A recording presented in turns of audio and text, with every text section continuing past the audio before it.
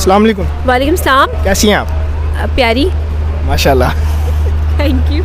अल्हम्दुलिल्लाह। इंडिया में एक सिंगर की डेथ हुई है, क्या आप उस बारे में जानती हैं? जी बिल्कुल मैं जानती हूँ। I am actually a voice over artist. तो अभी रिसेंटली मैंने उनके बारे में एक वॉइस ओवर किया था। वो बीमार थी काफ़ी अरसे से, तो हॉस्पिटलाइज थी और बहुत पहले से, उनकी डेथ से पहले से ही ये खबरें आना शुरू हो गई थी कि उनकी डेथ हो चुकी है। बट यही मैंने अपने वॉइस ओवर में भी पढ़ा था। और ऑब्वियसली उनको कौन नहीं जानता, 90s के गाने ऑब्वियसली जो मेरे फादर को बहुत पसंद है। हम ऑल द वे, अगर हम कहीं बहुत लंबे सफ़र पे जा रहे हो तो मेरे बाबा उनके गाने सुने बगैर हमारा सफ़र कंप्लीट नहीं होता। तो ऑब्वियसली आज की जनरेशन को उस तरह के गाने पसंद नहीं आते, लेकिन जो मेलोडियस वॉइस उनकी थी, जो उनकी आवाज़ के अंदर एक सूदिंग पावर थी, वो आज के सिंगर्स में नहीं नज़र आती है। राइट, डिपेंड करता है। डिपेंड ये है कि म्यूज़िक वैसा होता है और सिंगर्स वैसे होते हैं जैसी ऑडियंस होती है। ठीक है, कोई भी आर्ट है वो ऑडियंस से है। तो ऑडियंस, मेरा नहीं ख्याल उस तर्ज की ऑडियंस अब रही है। हम अब हिप हॉप म्यूज़िक और पॉप म्यूज़िक और फोक म्यूज़िक उस तरफ ज़्यादा आगे।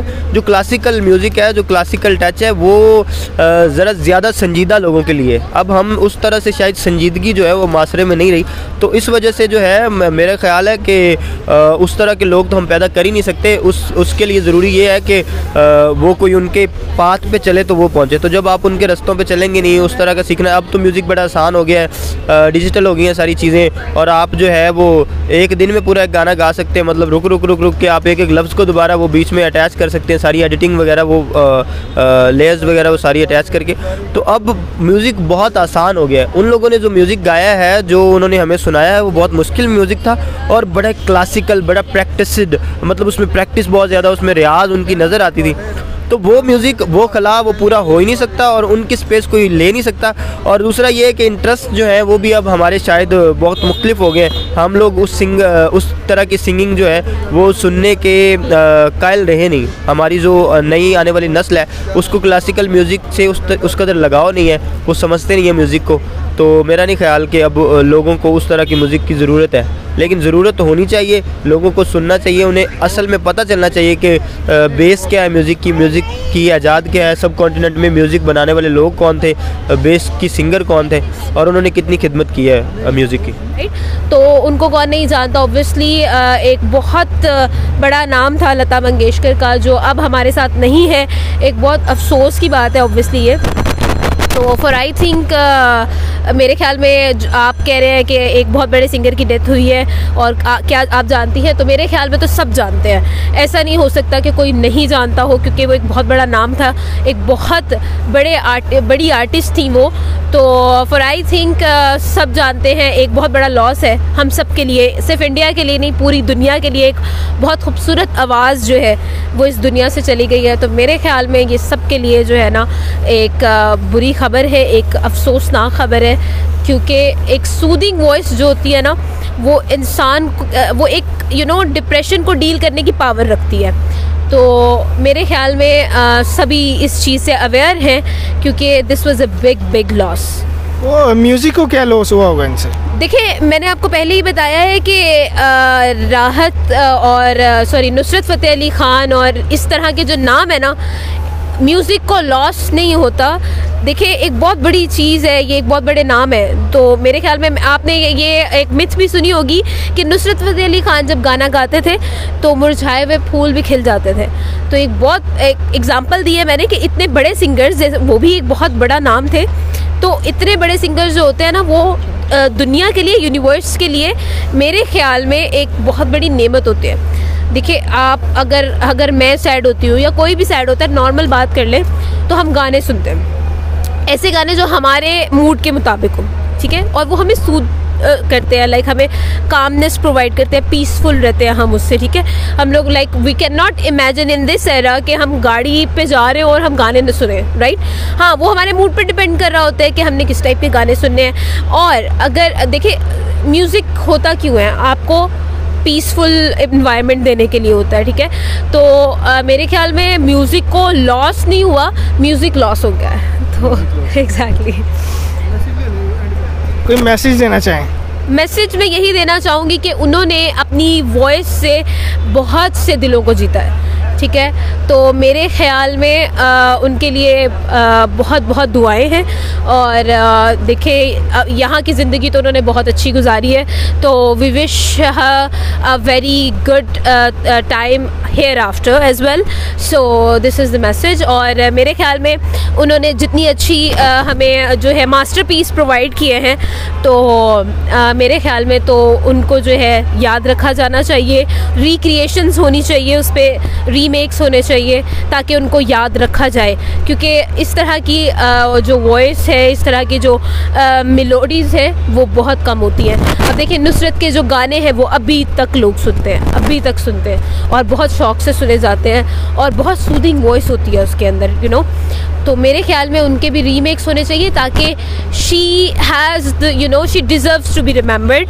तो वो डिज़र्व करती हैं कि उनको याद रखा जाए। तो मेरे ख्याल में उनको भूला नहीं जाना चाहिए, जैसे श्रीदेवी को कोई नहीं भूला, she was a very good artist, इसी तरह से उनको भी भूला नहीं जाना चाहिए। She must be remembered in our prayers, in our hearts, and her voice must be remembered ever and ever and for. Noorjahan को लता मंगेशकर के मुकाबले पे देखते हैं, आप इस बारे में क्या कहेंगे?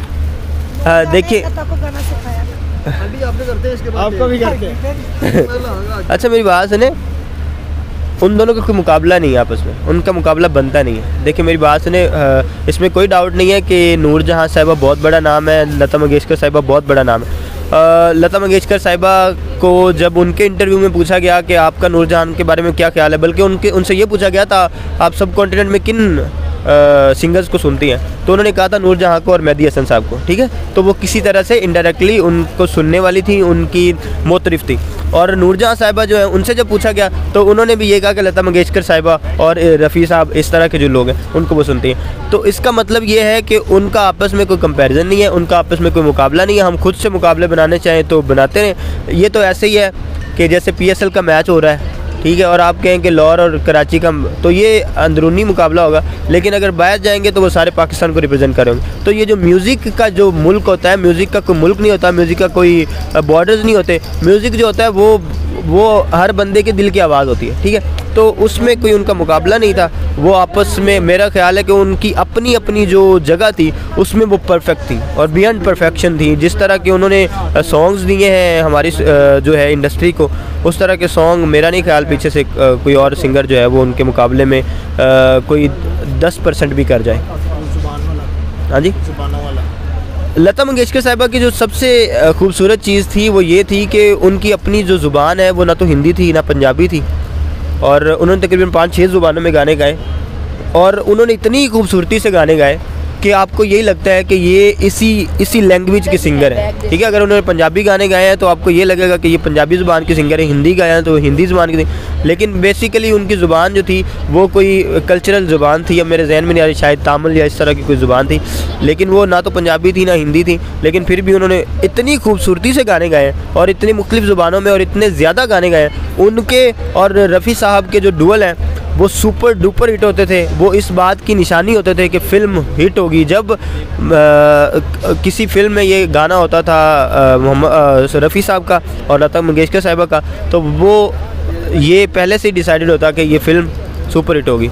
तो वो एक पूरा कल्चर था, वो एक ये पूरे जो सिंगिंग कल्चर है उसकी मौत है, लता मंगेशकर साहिबा की जो मौत है, इसमें कोई शक नहीं। क्योंकि मैसेज देना चाहें सर?